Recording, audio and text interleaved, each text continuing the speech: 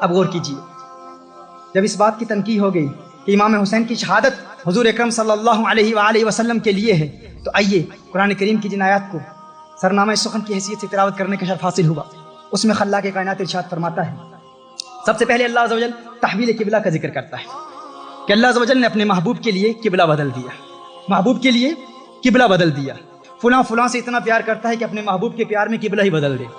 اب یہ حقیقت پر مبنی تو بات نہیں ہے کہ اب محبوب جس سے آپ پیار کرتے ہیں، لیکن رب فرما رہے محبوب یہ دنیا والوں کی مثال ہے، رب قبلے بدل دیا کرتا ہے۔ فَلَنُوَلِّيَنَّكَ قِبْلَةً تَرْضَاهَا، محبوب ہم تیرا چہرہ پھیر دیں گے۔ قبلتن نکرہ ہے، قبلتن کیا ہے؟ نکرہ ہے۔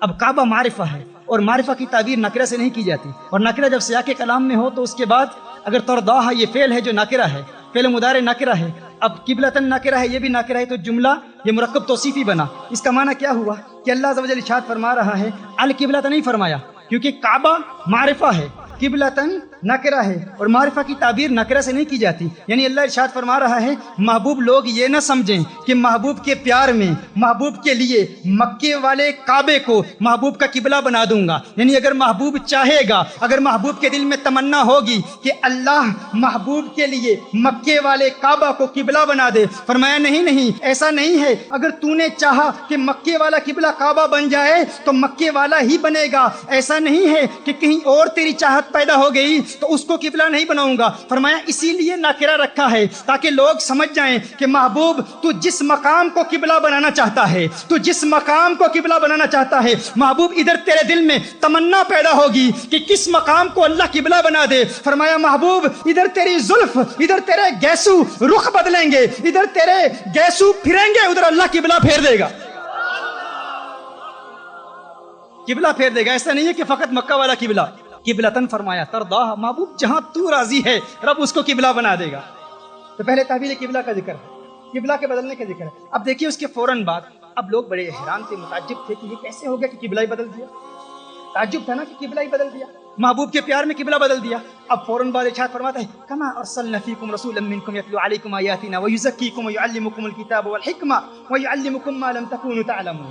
اللہ ارشاد فرماتا ہے کما تشبیہ کے لیے آتا ہے، تم اس بات پر حیران، اب رب بتا رہا ہوں، لنک بتا رہا ہوں اور کربلا کی طرف آ رہا ہوں، لنک بتا رہا ہوں۔ دیکھیے پہلے فرمایا تحویل قبلہ کا ذکر ہے، قبلہ کے بدلنے کا ذکر ہے، اس کے فوراً بعد کما ارسلنا محبوب دینے کا ذکر ہے کہ میں نے اپنا محبوب تمہیں دے دیا، کما ارسلنا جس طرح دیا۔ اب کما کیا ہے؟ یہ تشبیہ کے لیے آتا ہے، کما کس کے لیے آتا ہے؟ تشبیہ کے لیے، جس طرح، یعنی تم حیران ہو، تم اس بات پر حیران ہو کہ اللہ نے قبلہ بدل دیا، کس طرح بدل دیا۔ اب کما کا لکھ دیکھو، کما جس طرح، تم کہتے ہو قبلہ کس طرح بدل دیا، کہا جس طرح محبوب دے دیا۔ قبلہ بدلنا بڑی بات ہے یا محبوب دینا بڑی بات ہے؟ بھائی کبھی کوئی کسی کو اپنا محبوب دیتا ہے؟ کسی سے پیار ہو جائے تو اب اپنا محبوب کسی کو دو گے؟ بھائی دینا تو بڑی بات ہے، کوئی کسی دوسرے کو اپنا محبوب دکھاتا بھی نہیں ہے، چھپاتا ہے کہ کوئی میرا محبوب دیکھے نا، محبوب کو چھپاتے ہیں۔ جس سے پیار ہو جائے انسان کہتا ہے کوئی اسے نہ دیکھے، یہ کسی کو نہ دیکھے، یہ مجھے دیکھے میں اسے دیکھوں۔ آن بسو مرے نینن میں اکھیاں بند کر لوں، نہ میں دیکھوں غیر کی جانب، نہ توہے دیکھن دوں۔ Oh beloved, come and reside in my eyes, come and live in my eyes. Why do you want your beloved to come and live in your eyes? So I can close my eyes. Oh lover, why do you want to close your eyes? I want my beloved to come and live in my eyes, and I want to close my eyes so my beloved can see none other than me and I can see none other than my beloved. جب پیار ہو جاتا ہے کسی سے، محبت ہو جاتی ہے کسی سے، تو انسان کسی اور کو دیکھنا ہی نہیں چاہتا، انسان کہتا ہے زندگی جائے، جسم جائے، سب کچھ برباد ہو جائے، دو نین سلامت رہیں، میری دو آنکھیں سلامت رہیں، دو آنکھیں سلامت رہیں، تاکہ میں محبوب کو دیکھتا رہوں۔ کاگا مورا سب تن کھائیو، چن چن کھائیو ماس، پر دو نین مورے نہ کھائیو، مہے پیا ملن کی آس، مہے پیا ملن کی آس۔ کاگا سب کچھ کھا جاؤ، جسم کھا لو، آنکھیں نہیں کھانا، کیونکہ ان آنکھوں سے محبوب کا جلوہ دیکھتا ہوں، ان آنکھوں سے محبوب کا دیدار کرتا ہوں۔ تو میں عرض کر رہا تھا کہ اللہ نے محبوب دے دیا، تو اللہ ارشاد فرما رہا ہے کما ارسلنا، تم اس بات پر متعجب ہو، اس بات پر حیران ہو کہ قبلہ بدل دیا؟ کہا نہیں، اس سے بڑی بات دیکھو، ہم نے تو اپنا محبوب دے دیا ہے۔ اب سوال ہی پیدا ہوتا ہے، اس کے فوراً بعد ذکر کا بیان آ گیا، فاذکرونی اذکرکم۔ اب ذکر کا کیا تعلق ہے؟ تو جب انسان کسی کو اپنا محبوب دیتا ہے، کوئی پیاری چیز دیتا ہے، کسی کو آپ تحفہ دیتے ہیں تو کیا کہتے ہیں؟ جا یہ تحفہ لے لے، مجھے یاد رکھنا بھولنا نہیں، جب بھی اس تحفے کو دیکھنا مجھے یاد کر لینا۔ اللہ نے اپنا محبوب دے دیا، فاذکرونی اذکرکم واشکروا لی ولا تکفرون، میں نے تمہیں اپنا محبوب دیا ہے، مجھے یاد رکھنا، مجھے نہ بھول جانا۔ اور محبوب کی تعظیم کی صورت میں جب تو مجھے یاد کرے گا تو تیرے درجات کی بلندی کی صورت میں میں تیرا چرچا کروں گا، میں تیرا چرچا کروں گا۔ اب سوال پیدا ہوتا ہے کہ فوراً اس کے بعد اللہ عز و جل کیا فرماتا ہے؟ استعینوا بالصبر والصلاۃ۔ اب نماز کا ذکر کہاں سے آ گیا؟ فوراً صبر کا ذکر کہاں سے آ گیا؟ اب صبر کیا ہے؟ طلاب العلم جانتے ہیں کہ صبر یہاں ابتداءً مصیبت پر دلالت کرتا ہے۔ اب جانتے ہیں محذوف مقدر اور مقتدا کا فرق کیا ہے؟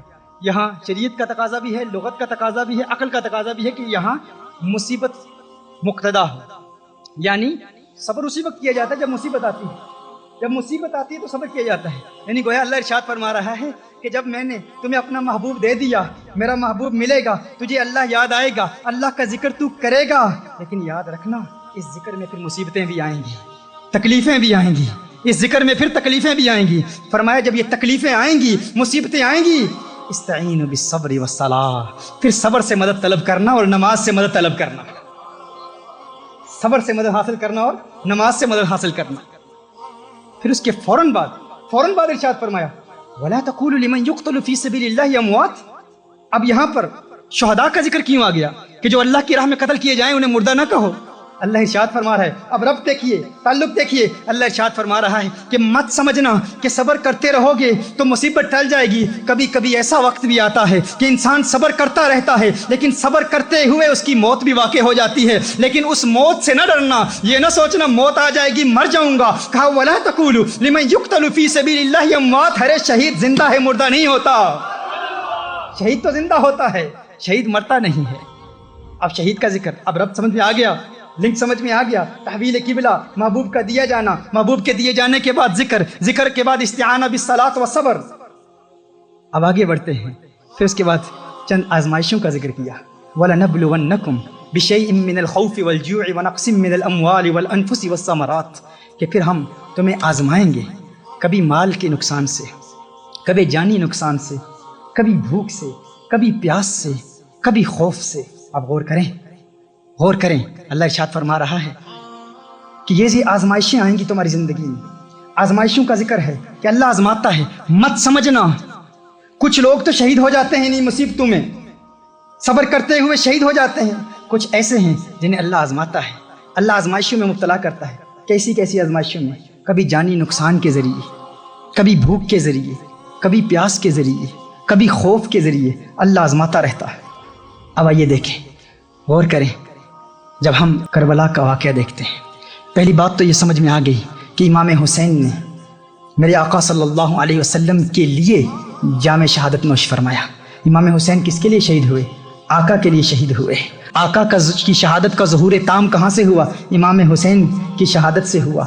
امام حسین کی شہادت کو اگر ہم بنظر غور دیکھیں، عمیقانہ نگاہ سے سمجھنے کی کوشش کریں تو خدا کی قسم ہم دیکھتے ہیں کہ تاریخ انسانی میں کوئی ایک شخص بھی آپ کو ایسا نہیں ملے گا جسے تمام آزمائشوں میں مبتلا کیا گیا ہو۔ اللہ عز و جل نے قرآن کریم میں اپنے بندوں کو آزمانے کی جتنی بھی صورتیں بیان کی ہیں وہ ساری صورتیں ہمیں امام حسین کی شہادت میں ملتی ہیں کہ جس ایک فرد کو اتنی آزمائشوں میں مبتلا کیا گیا ہو۔ کسی کو بھوک کے ذریعے اللہ عز و جل آزماتا ہے، کسی کو پیاس کے ذریعے آزماتا ہے، کسی کو اللہ عز و جل اولاد کے نقصان کے ذریعے آزماتا ہے، کسی کو شہادت دیتا ہے، لیکن ایک امام حسین کی ذات ہے، وہ فرد واحد ہیں جنہیں اللہ عز و جل نے بھوک کے ذریعے بھی آزمایا، پیاس کے ذریعے بھی آزمایا، مالی نقصان کے ذریعے بھی آزمایا۔ علی اکبر سامنے کٹ گئے، اللہ آزما رہا ہے۔ علی اصغر کی شہادت کے ذریعے آزمایا، امام قاسم کی شہادت کے ذریعے آزمایا، اللہ آزما رہا ہے۔ امام حسین خود شہید ہو گئے۔ خدا کی قسم قرآن کریم کی ان آیات کی تفسیر جب میں پڑھتا ہوں، ان آیات پر غور کرتا ہوں اور ربط بین الآیات کو دیکھتا ہوں، کبھی کبھی جب دل میں آتا ہے کہ تفسیر کی کتاب اٹھاؤں، تفسیر کی کتاب اٹھانے کے لیے ہاتھ بڑھاتا ہوں تو ہاتھ رک جاتا ہے، ایک آواز آتی ہے تفسیر کی کتابیں اٹھانے کی ضرورت ہی نہیں، ان آیات کو دیکھ اور امام حسین کی ذات کو دیکھ، امام حسین کی شہادت کو دیکھ۔ رب کعبہ کی قسم امام حسین کی ذات از خود قرآن کریم کی ان آیات کی چلتی پھرتی تفسیر نظر آتی ہے۔ The martyrdom of Imam Hussein, sacrifices of Imam Hussein, the entire life of Imam Hussein. It seems as if Imam Hussein himself is a walking, talking tafsir of these verses of the Quran. He himself is a commentary of these Quranic verses. His zaat, his martyrdom, his sacrifice itself is a tafsir of these Quranic verses. یہ میرے امام کا مقام ہے، یہ میرے امام کا مقام ہے.